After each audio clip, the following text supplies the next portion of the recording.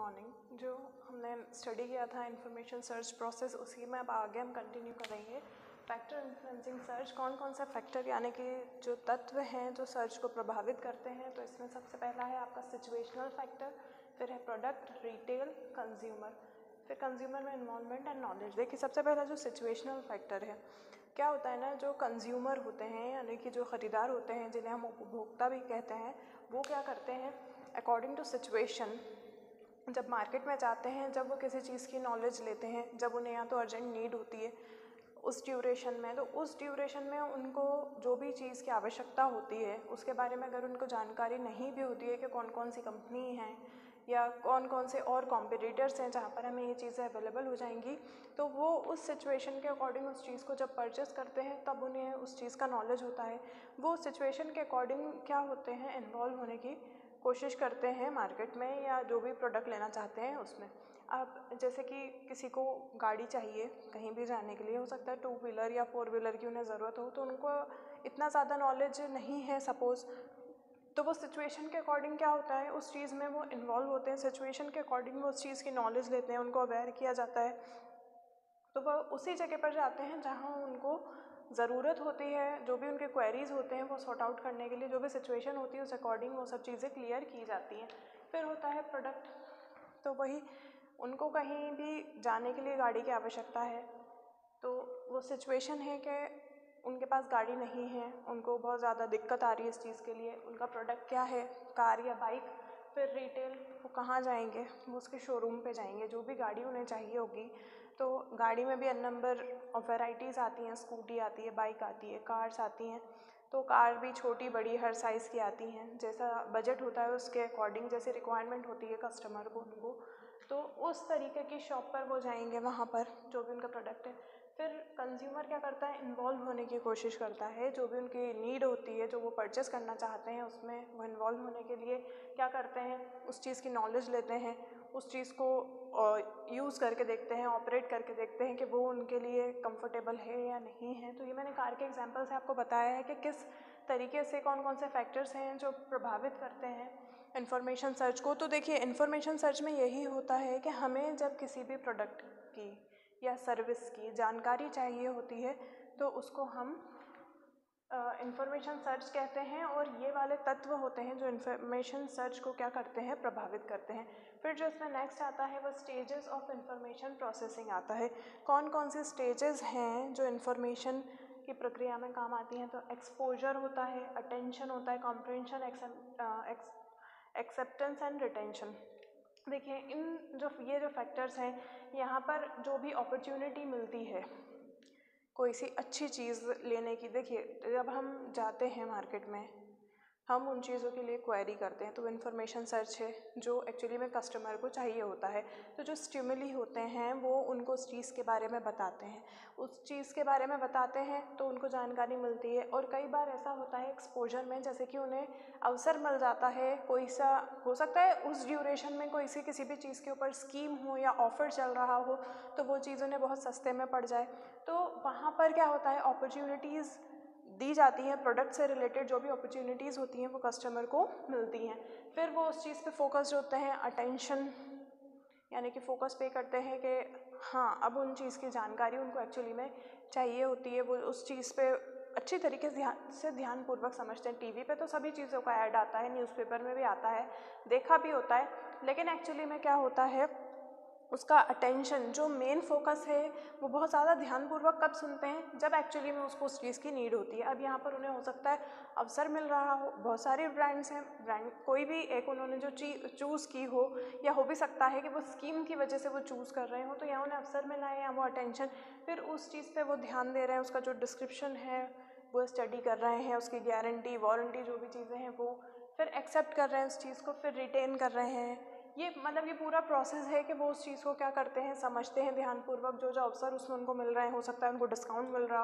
हो सकता है उनको कोई सी चीज़ उसके साथ एक्स्ट्रा में फ्री मिल रही हो, तो ये सारी चीज़ें उसके बारे में जानकारी लेने के बाद एक्सेप्ट करने के बाद उसको रिटेन करते हैं, उसको जो भी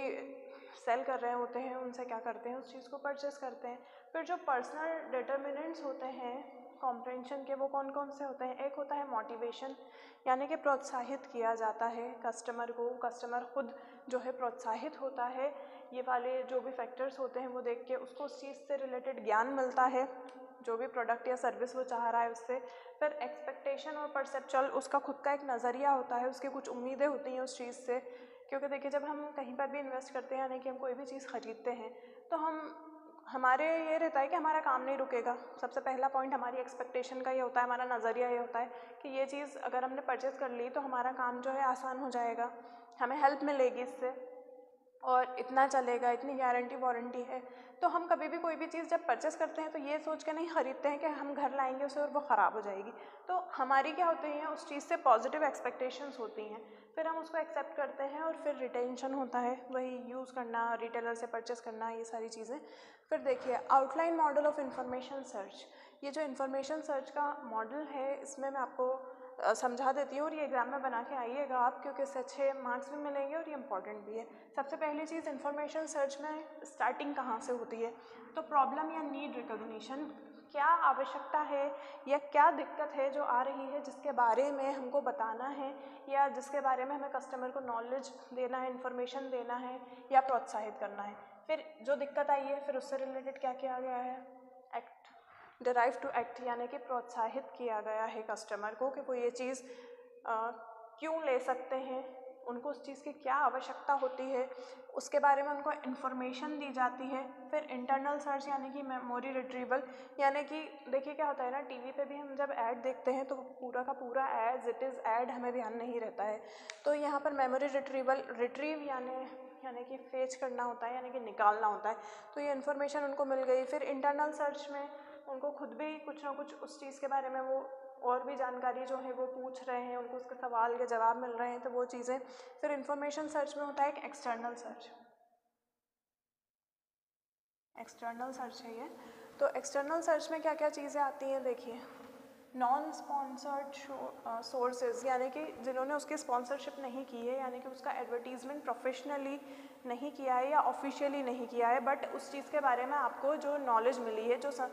जिन भी लोगों से आपको पता चला है, तो वो फैमिली होता है। हमारी फैमिली भी हमें बहुत सारी चीज़ों के बारे में बताती है कि इस कंपनी की चीज़ अच्छी है, ये बुरी है, या देखो ये हम लाए थे तो ये इतने टाइम से चल रही है। फिर फ्रेंड्स भी बताते हैं, opinion of leader, media report,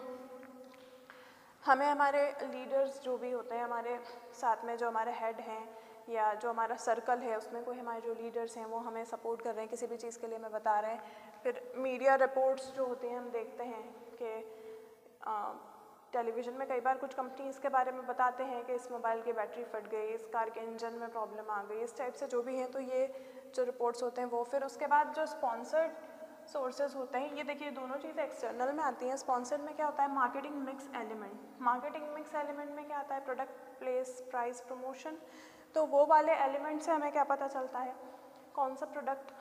हम जहाँ रह रहे हैं, कौन सा रीजन है वो, हमारा बजट क्या है, यानी कि प्राइस क्या है, उसके बाद हमें कहाँ वो चीज़ को यूज़ करना है, किस यूज़ में आएगी, उसका प्रमोशन कैसे किया गया है। तो वो चीज़ें जो हमें सही लगती हैं वो चीज़ हम परचेस करते हैं। फिर इंक्लूडिंग मार्केटिंग कम्युनिकेशन, फिर हम क्या करते हैं, मार्केट में कम्युनिकेट करते हैं उसके बारे में, यानी कि वही बात आती है कि हम जानकारी लेते हैं। ये वाला जो टॉपिक था मैंने आपको एडवर्टाइजिंग जो आपका सब्जेक्ट है उसमें भी एक्सप्लेन किया है। नेक्स्ट ये वाला भी एक्सप्लेन करना है, ये वाला टॉपिक अभी अपने स्टडी नहीं किया है, तो उसमें आपको और डीप में और ज़्यादा अच्छे में समझ आएगा कि मार्केटिंग कम्युनिकेशन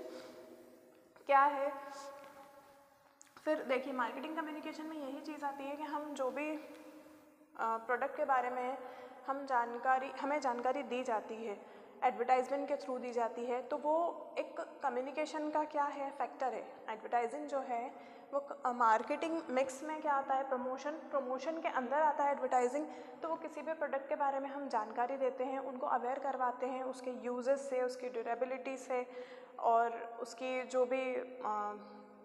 प्रेजेंटेशन होती है उस बॉटल की, या जो भी प्रोडक्ट या सर्विस होती है, तो वो किस तरीके से हम रिप्रेजेंट करते हैं। देखिए एडवर्टीज़मेंट में एक चीज़ यही होती है कि हम कस्टमर को उसकी वो चीज़ों की ज़रूरत बताते हैं जो एक्चुअली में वो बहुत सारी चीज़ों से अवेयर भी होते हैं, बहुत सारी चीज़ों से उन्हें पता भी नहीं होता है कि हाँ उन्हें ज़रूरत होती है, बट उन्हें ये नहीं पता होता है कि उस चीज़ के लिए उन्हें कौन सा प्रोडक्ट या सर्विस की आवश्यकता पड़ेगी। तो वो कम्युनिकेशन के थ्रू ही उन्हें पता चलता है। वो अब जब हम किसी प्रोडक्ट के बारे में उन्हें कोई सी चीज़ बताएंगे तो वो मार्केटिंग कम्युनिकेशन कहलाएगा। फिर नेक्स्ट इसमें आता है आपका प्रोसेसिंग ऑफ इन्फॉर्मेशन। जो इन्फॉर्मेशन थी उसकी पूरी प्रक्रिया पर हम यहाँ काम कर रहे हैं। तो यहाँ पर यही चीज़ें जो मैंने आपको समझाई हैं अभी,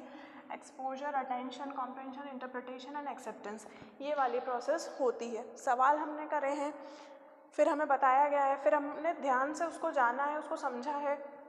उसके यूजेस देखे हैं, कॉम्प्रेंशन, उसके डिस्क्रिप्शन में थोड़ी सी हमने स्टडी की है उसके बारे में,